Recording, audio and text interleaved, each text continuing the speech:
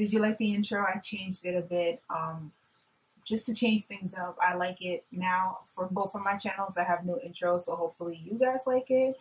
I wanted to make a change and I did it. It's a remix of a couple of popular songs, so you guys can guess it. And you know. And also, I do have my ebook available for purchase on my website, viecine.com. I finally finished Memoirs of a Forgotten Child, and it's now available, so you can go and get that. I'll put all the information in this video and in the description box. So all you would need to do is go to viecine.com, viecine.com, and that's where you will find everything about Memoirs of a Forgotten Child and also what I've been up to. I do daily blogs, so it would be in the blog section. I also do YouTube videos, so it would be in the YouTube videos. And for the book, you can either go to the book, which details what's inside the book and the reason of it coming into existence. And if you already know all that because you watched all my YouTube videos, then you go to the store tab. And at the store tab is the back cover and the front cover together, and you would just click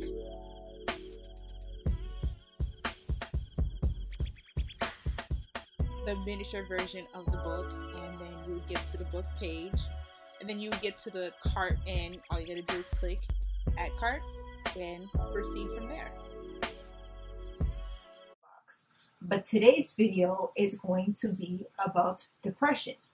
And I know depression, the topic of depression is depressing, but I did want to talk about it because it was on my mind, as well as news report of the Black Lives Matter activist. His name was Marshawn McCarroll, and on his Facebook, I believe, he posted "My Demons Won Today," and after that, he went to, I believe, the Ohio State House and killed himself in front of the State House.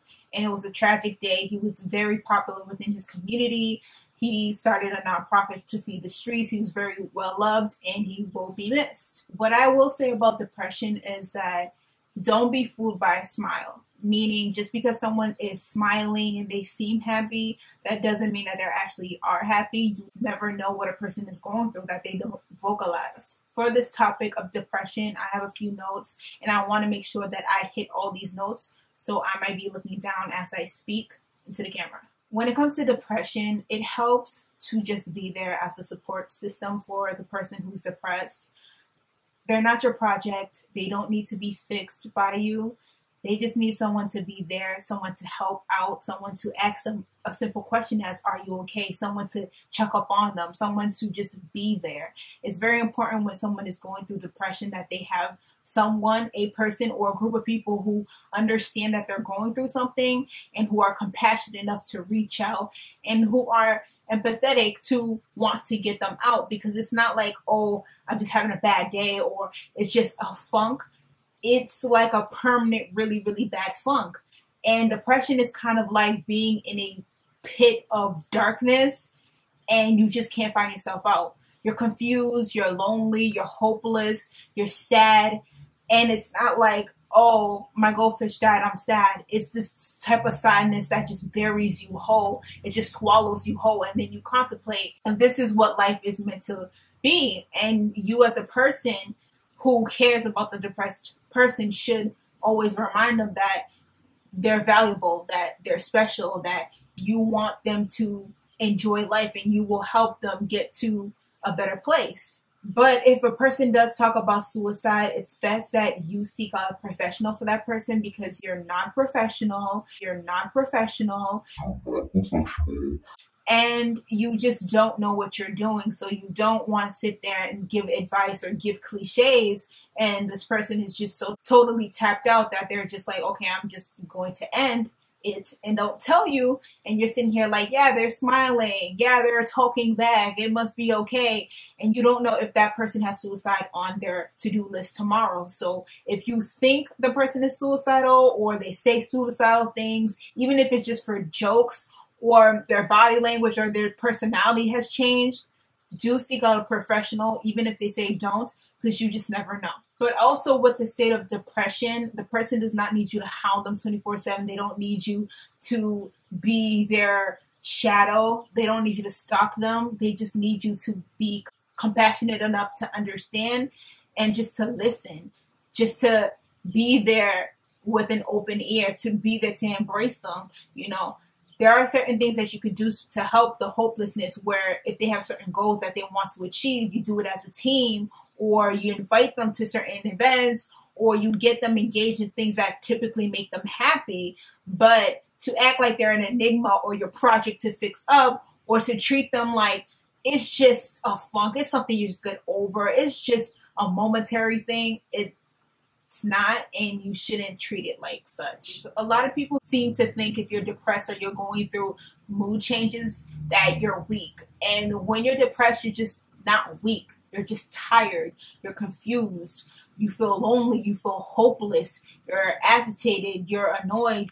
You're anxious. You have a whole lot of mixed confusion, and you don't even know where it's coming from, but it's there, and it feels like it's burying you. And I would know what it feels like. I would know what depression feels like. I would know what suicide feels like, because I've been there more than once.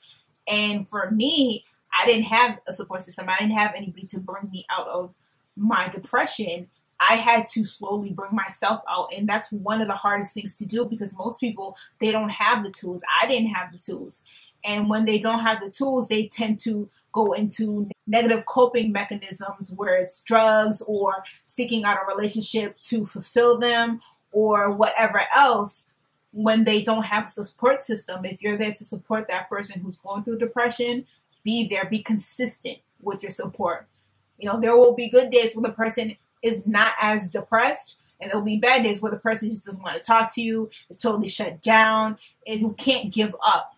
Because it's not, like I said, a project. This is your friend going through things, and we're human. We go through things. We go through emotions. We have the human experience.